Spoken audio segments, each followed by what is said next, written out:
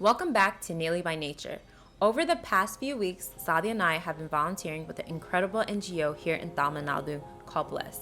This organization works directly with India's most vulnerable group in the caste system, the Untouchables. The caste system in India has existed for at least 3,000 years. The caste system in India is a social hierarchy passed down from generation to generation. Your caste dictates your profession, your social life, how society perceives you, who you are able to marry, and what kind of opportunities are available to you.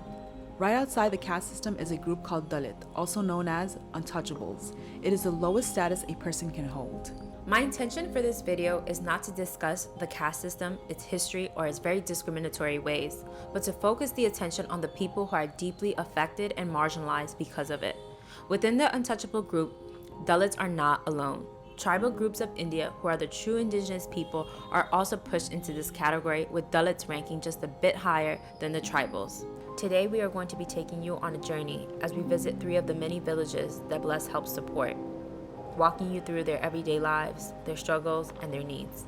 During our time working with Bless, we also lived within their headquarters and really got to know how this charity works to support the villages in the community. Mainly, we documented our experience visiting a few of the disadvantaged villages that Bless has been working closely with for years. Before we get into this video, there's a link in the description box where you can donate to Bless and help support over 300 villages across the Irullar district. Bless heavily relies on the generosity and kindness of donors, as there is little to no funding from the government to NGOs here in India. Your contributions make a huge impact on changing the lives of so many in dire need. We thank you so much for watching. On our first day of arrival at Bless, we had just traveled from Bangalore to Tamil Nadu on a 13-hour train ride. With no rest, we had began our day packing into a car with the founder of Bless and 2 longtime French donors. We were on our way to visit a tribal village nearly 2 hours away. On December 2004, a massive tsunami struck the South Indian coast, devastating the village of Shamu, Nagar. The 2 donors, Mr. and Mrs. Batho, both raised enough money to help build homes for the community. On this day, we both accompanied them as they visited Shamu Nagar to see what has become of the village, including a recent election of the first female president of the Panchayat, which refers to village council.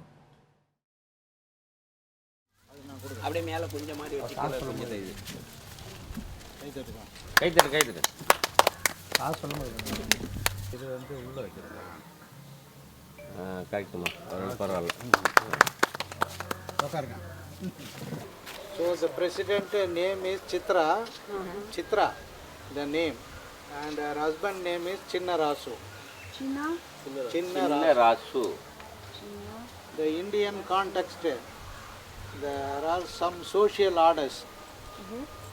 The upper caste, backward class, scheduled caste, unscheduled tribe.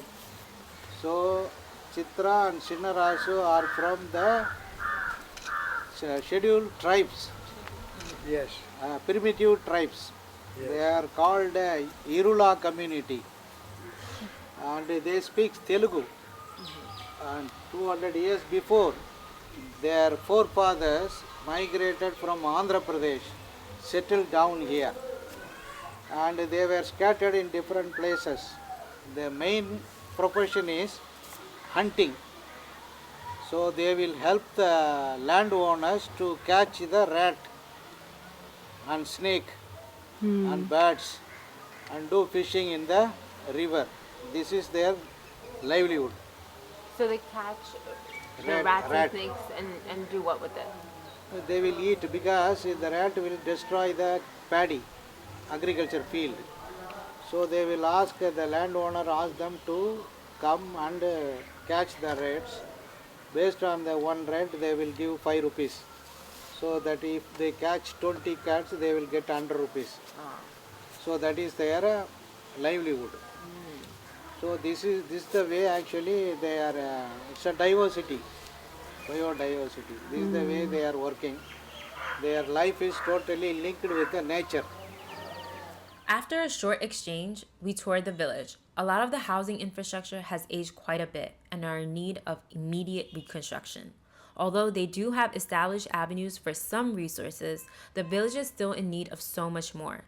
Like almost every Dalit or tribal village, there is no plumbing in their homes, so there is no kitchen or sink, there is no shower or toilet.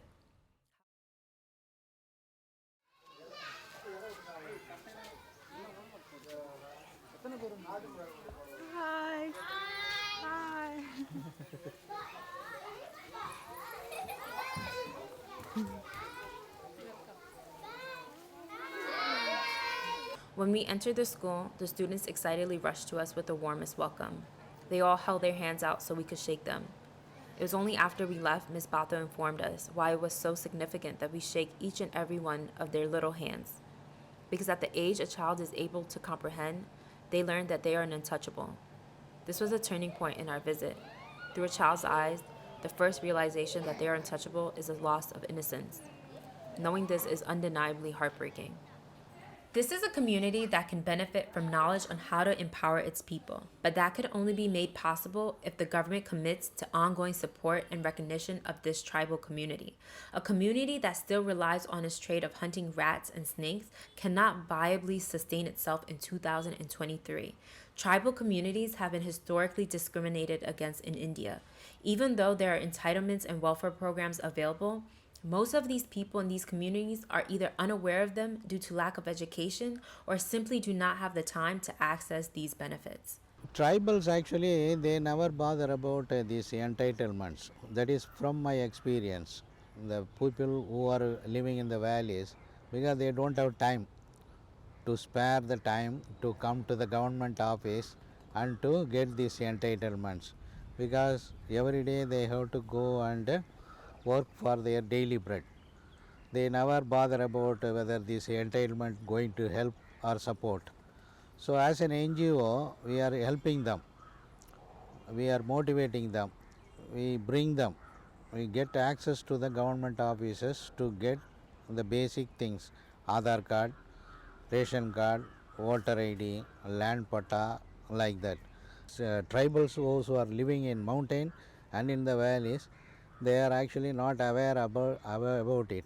Problem is they don't have time and they cannot spend days to get the entitlements. It's so important to ensure this tribe is confidently back on its feet, especially after something so traumatic as a tsunami. As climate change worsens globally, villages like Shamu Nagar become the most impacted by natural disasters. Shamu Nagar is already an extremely vulnerable community. Another catastrophe could disrupt the ecosystem and status quo of India. And although the community has come so far from the kindness of strangers like Mr. and Mrs. Bato and organizations like Blessed, it's essential for the beautiful people of Shamunagar to not just hope for survival, but to strive for success and ultimately become self-sufficient.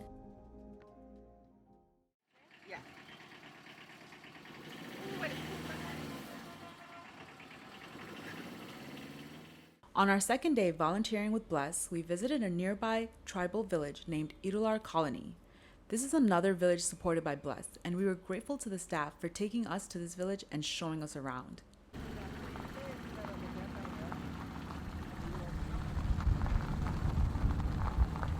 Upon arrival, our car got stuck due to the poor roads in the village. Thanks to the help of these young men, they were able to get the vehicle out of the small ditch.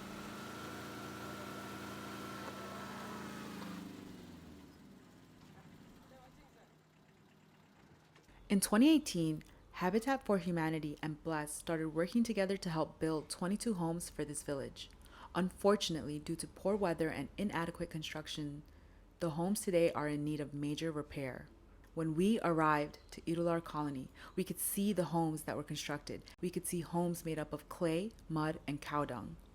Although it's really common for homes to be made out of these natural materials, they are not able to withstand inclement weather conditions that this part of India faces seasonally, and therefore, construction of homes is a safety requirement.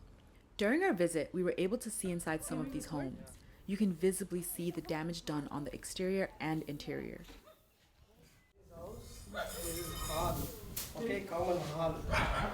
Okay, this one bedroom. There's one bedroom. Yeah, bedroom. But house is repairing working. All things inside. Keep. Oh, okay. They're repairing.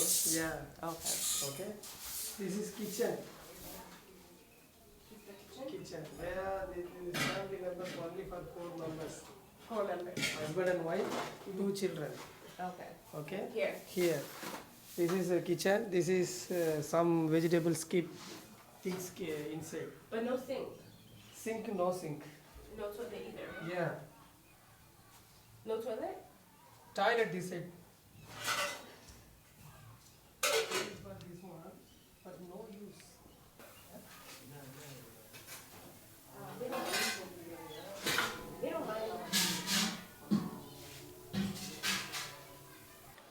uses these people.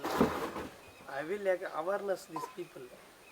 So the toilet is here, but there's no awareness. Yeah, there's bathing out of station. This side only bathing.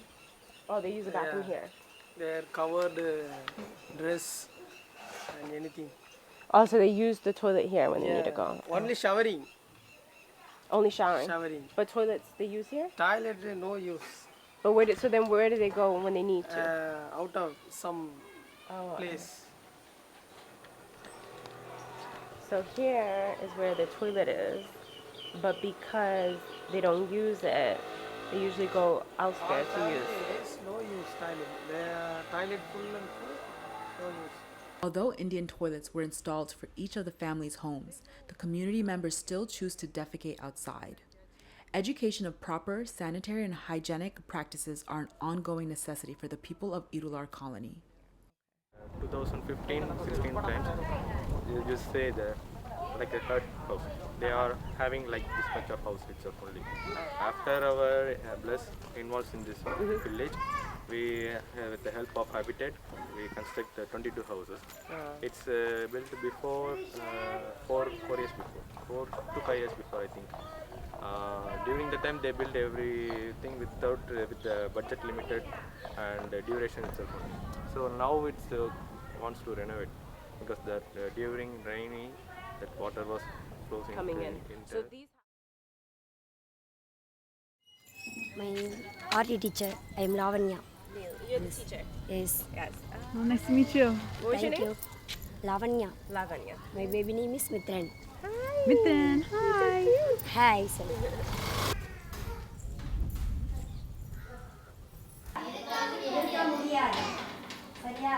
Welcome. Hi, Salungala.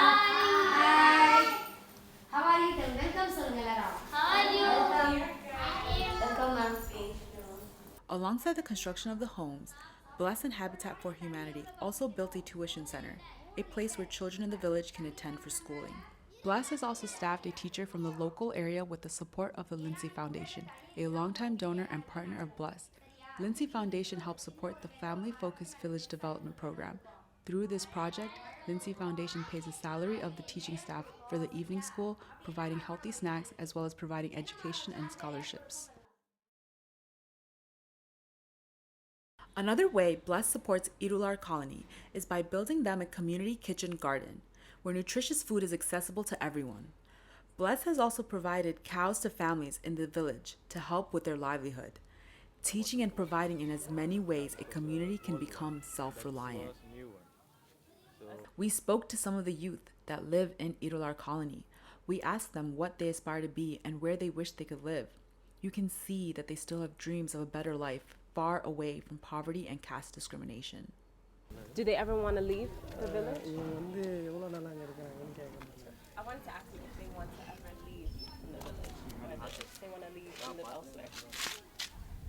They want to move the town side. Yeah, or like city side. or if they want to move to America. Like, do they want like? நீங்க இங்க இருந்து வெளிய போக ஆசைப்படுறீங்களான்னு கேக்குறாங்க. America என்ன பண்ணுறது போகணுன்னு ஆசை தான் போகணுன்ட்டு ஆசை அவங்களுக்குலாம் படிக்கிறேன் எல்லாம் படிக்கிற பசங்க. They do. Yeah. They do want to live. Where would they want to live? எங்கங்க போகணும்னு ஆசைப்படுறீங்க? எங்கங்க போகணும்? சொல்லுப்பா சொல்லு. இவங்களாம் இருக்காங்களா வெளிநாடு அப்படின்ட்டு போகணும் ஒரு ஆசை. எந்த நாட்டுக்கு போகணும்? தெரிஞ்ச நாடு ஏதாவது ஒரு நாட்டுக்கு இவங்க சொன்னாங்களா நியூயார்க்கு அது நல்லா இருக்கும் அது பார்த்து. They want to move to New York. It is very difficult for a person who comes from this society. First thing, he has to accept that he is actually from a vulnerable community. Then he has to come forward with the confidence to the next level. So the society always thinks that having a trademark that these people are Dalits and they are not fit for anything. That is one thing. There are many obstacles for the children, those who are living in the rural areas, particularly the Dalits and Adivasi. They don't have the opportunity to get right educations.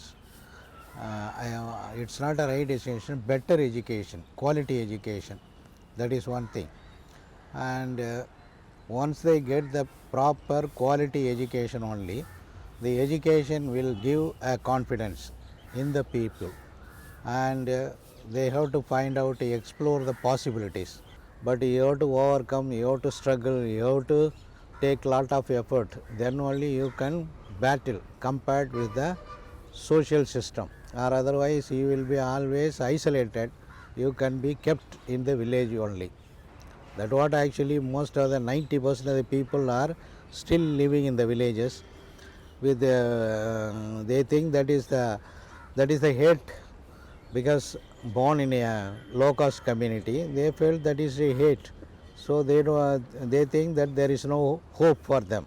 It is actually invisibly, and the system actually not accepting them. Oh, so they feel it. They feel something bad. So because you can see the tribals, the dropout ratio is very high.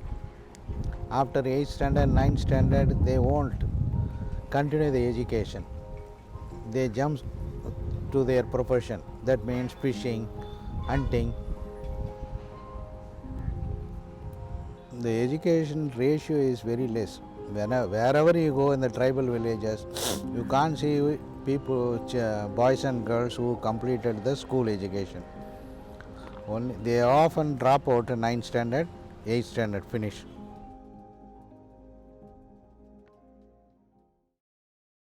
The last village we toured with Bless was one that we built a special bond with its people, Nagar.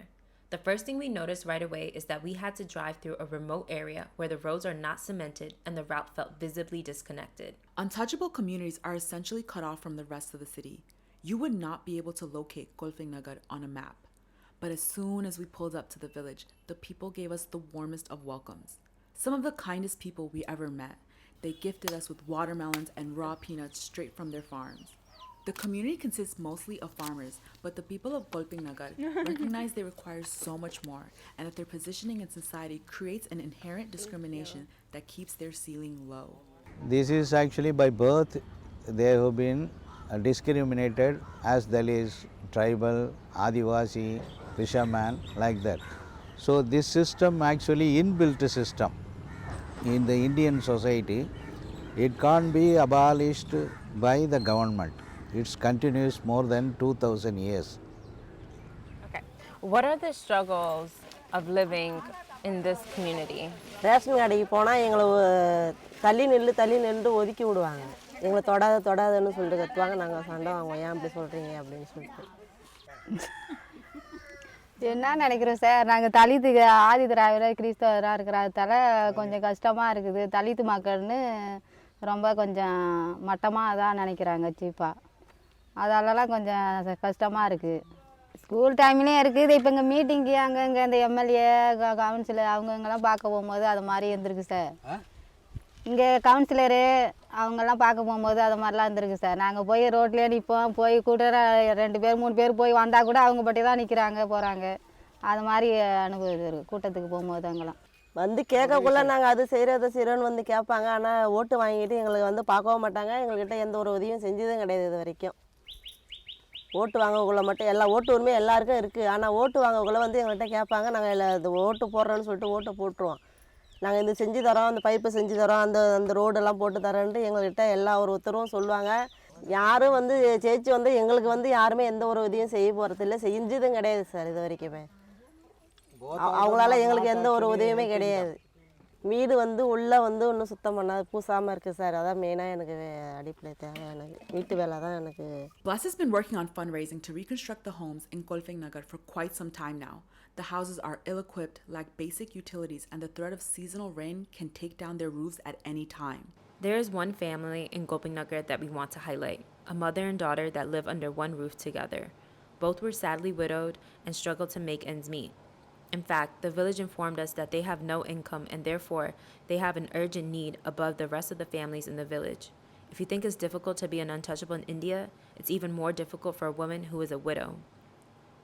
We began this project to actually just raise money to rebuild a home for this family of 2, who also take care of their granddaughter and niece whose mother is now deceased. During our visit, they both showed us their home. Okay, going first. Okay, so there's Hi. So this is their niece, her granddaughter, and her niece. And this is where they sleep. They have 2 beds here. Very much just sustaining. I don't think that they have any electricity. It's really dark in here. Yeah, they don't have any electricity. They don't have a fan. They don't have a TV. No running water. Honestly, it's a lot to even fathom how people survive in this. No husband. Yeah. Yeah, both of their husbands died. Hers and hers. She's trying to explain that when they were young, her husband died, and then her husband died, yeah. So they're both widows. So it's very, very difficult for them to even try to improve their lives, because even if they want to get a job, they get discriminated against because they're Dalit.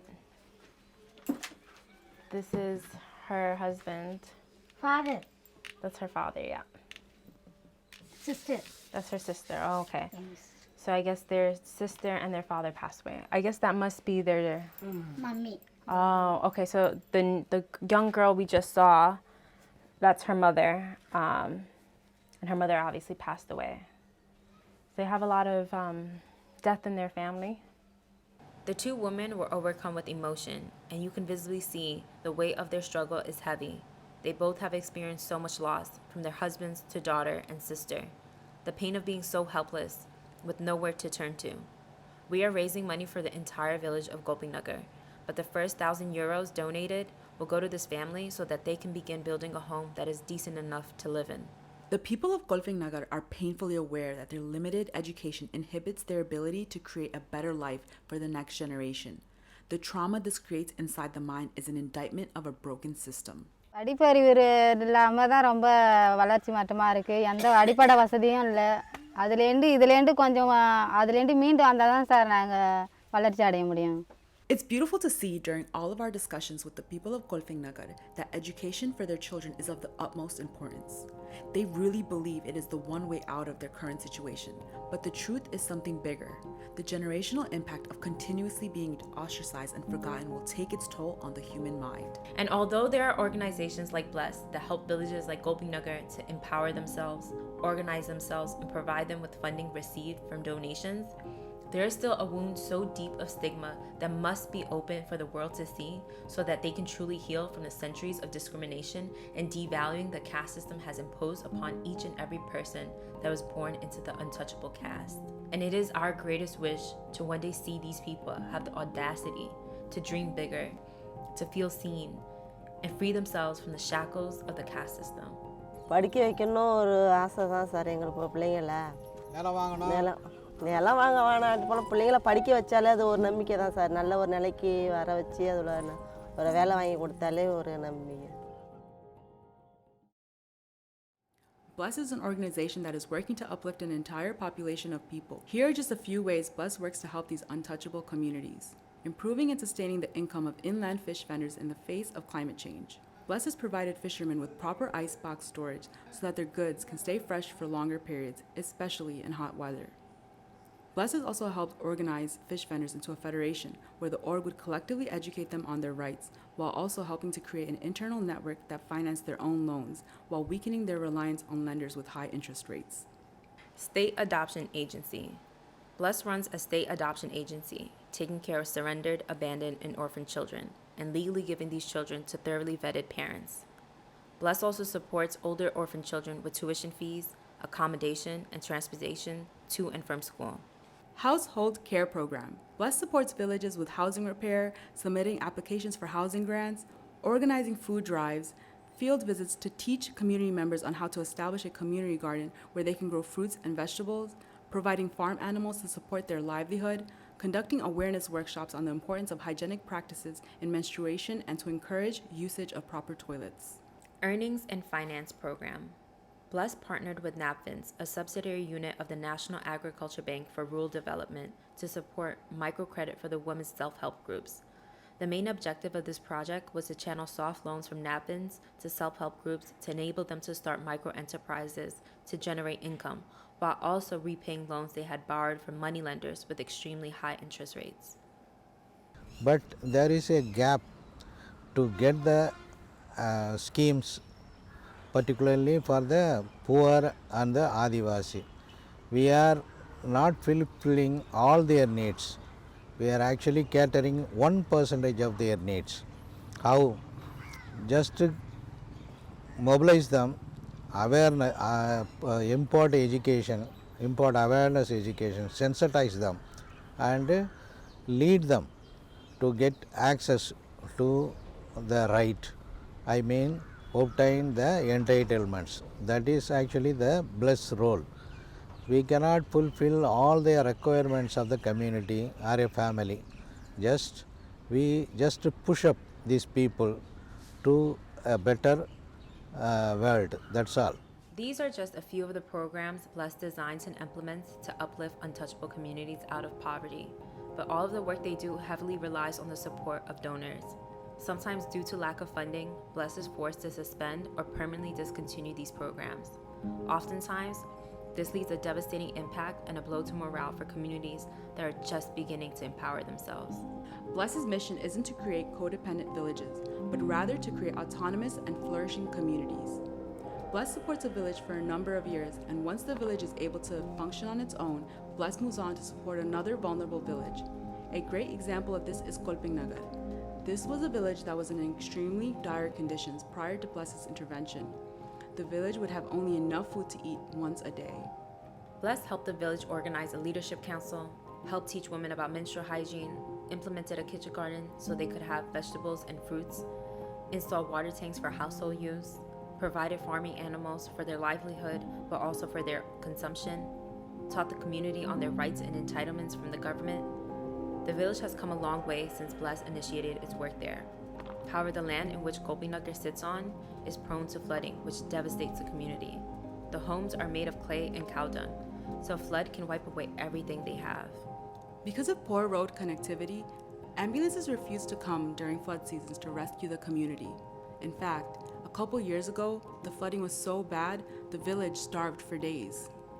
It's so important that organizations like Bless continue its work, because without Bless, these villages would turn to despair. And without longtime donors like Lindsay Foundation, which support multiple villages with education, fishermen with their livelihoods, helping with land entitlements, providing funding for home repairs, and even sponsoring extracurricular activities such as a music band for children, and so much more. Without the support of organizations like Bless and donors like Lindsay Foundation, these communities would not be able to overcome the challenges of being born and untouchable. Every single person that works for Bless is an integral part of its ecosystem, from the founder to the cook to the caretakers, accountant, the field managers, the adoption staff, the hostel warden, the watchman, to the field school teachers, the driver, and all the other staff members that work tirelessly to ensure that Bless runs smoothly. The passion that they show for the work that they do is nothing short of inspiring. We thank you for watching this short documentary. If you would like to help support any of these villages or the Bless organization, there is a link in the description box below.